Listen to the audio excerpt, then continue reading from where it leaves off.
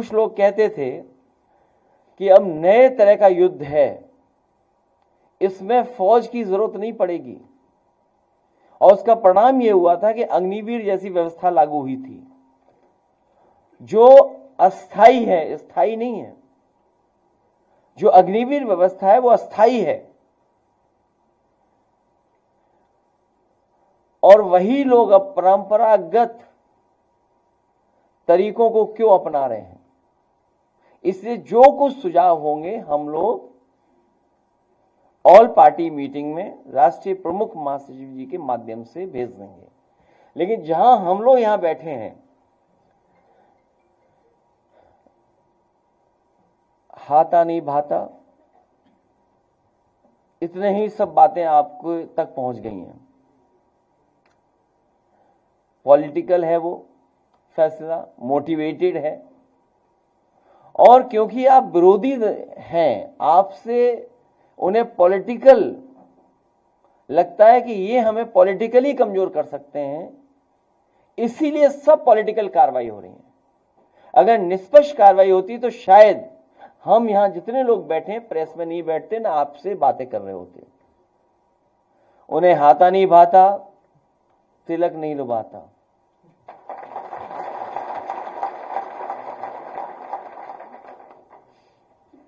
और वो ओसीएम है,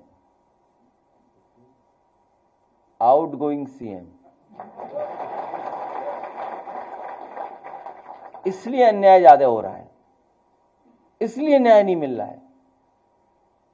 2 डीसीएम भी हैं,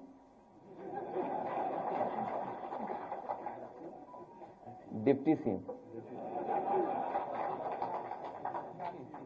1 ओसीएम, 2 डीसीएम।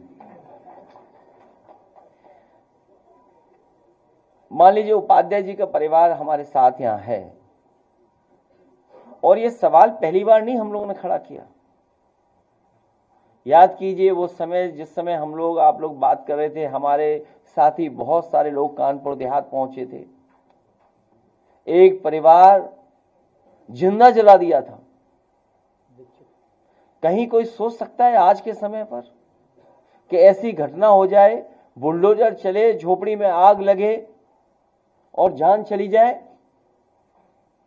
जिंदा जला दिया। और जब उस परिवार का बेटा न्याय मांगने गया, उस सर्दी में कपड़े उतार करके उसको अपमानित किया, उसको पीटा गया, पुलिस के लोगों ने पीटा। ये जो हमारा परिवार बैठा है, हमारी पार्टी सबसे पहले पहुंची, और लोग भी पहुंचे, ऐसा नहीं है। हमारे लीडर ऑपोजिशन पहुंचे, कुछ तिवारी जी पहुंचे, और कोई परिवार ऐसा नहीं है जो समाजवादी था जो उनके घर परिवार नहीं पहुंचा।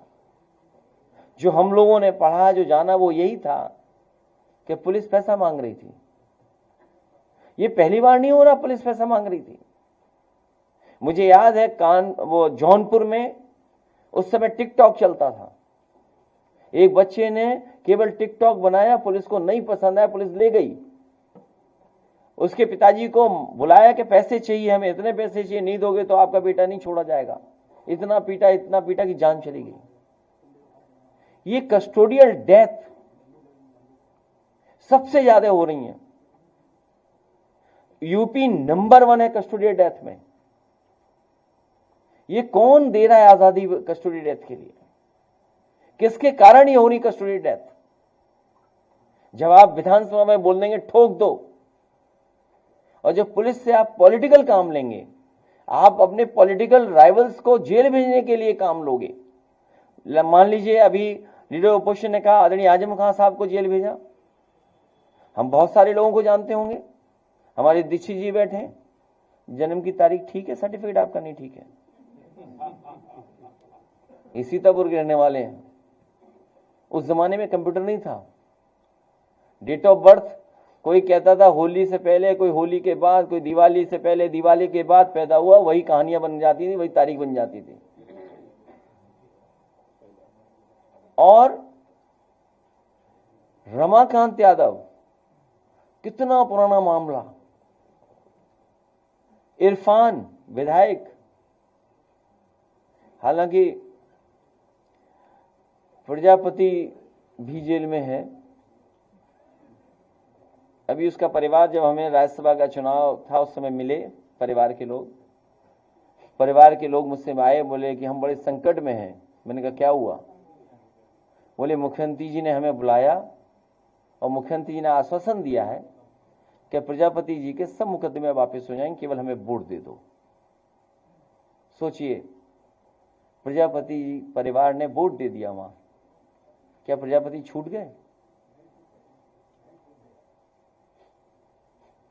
तो ये वोट के लिए कुछ भी कर सकते हैं, ये ऐसी ही सरकार है। इसलिए हम सब मिलकर के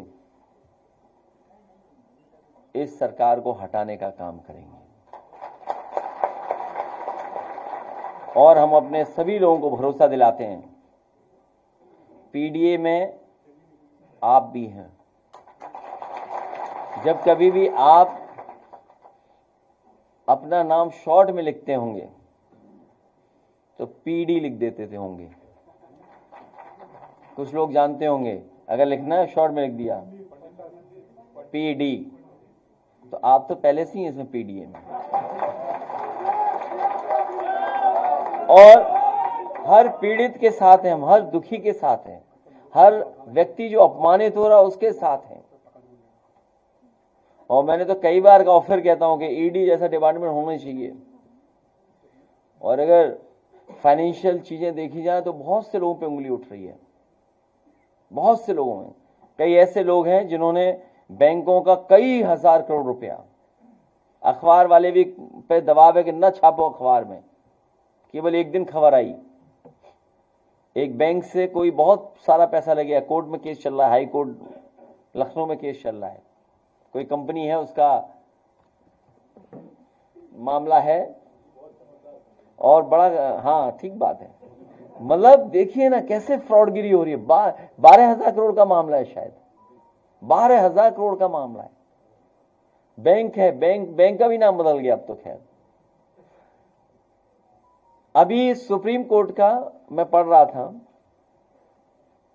कि कोई भूषण स्टील है, उसका मामला कुछ हुआ है, कोई नया मॉडल निकाला था और कोई बहुत बड़े उद्योगपति उन्हें दे दिया। वो अखबारों में छप रहा है।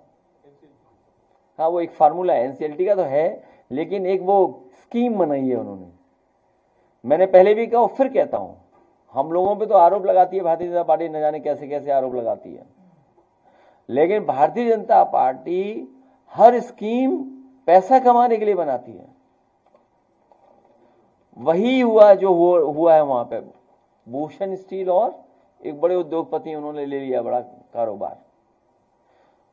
इसीलिए मैं कह रहा हूं कि इनके अपने लोग सब आजाद हैं, पॉलिटिकल लोगों को ढूंढा जाता है कि इनको कैसे फंसाया जाए, कैसे जेल भेजा जाए। उसी में कुशल तिवारी जी, आप जानते होंगे, फंसा दिए गए आपका भी परिवार। वो आपको इसलिए फंसाया गया, हाथा दूर नहीं है आपके यहां से, बगल में ही है मामला तो इसलिए आपको फंसाया जा रहा है। आपको बिल्कुल फिक्र नहीं करनी चाहिए, लड़िए आप, हम लोग आपके साथ हैं। और जहां तक अन्याय की बात है, ये सरकार अन्याय कर रही है। इसके सामने जो आएगा, इन्हें जातियों से नहीं लेना देना, जो आ गया अगर इनके खिलाफ है उसके साथ सरकार से कार्रवाई करा देंगे।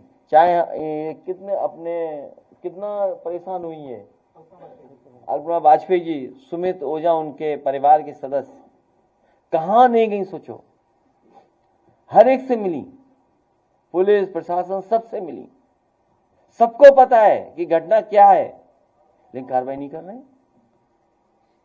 सोचिए आप, हर पीड़ित के साथ हम समाजवादी लोग हैं, हर पीडीए के लोग हर पीड़ित के साथ खड़े दिखाई देंगे।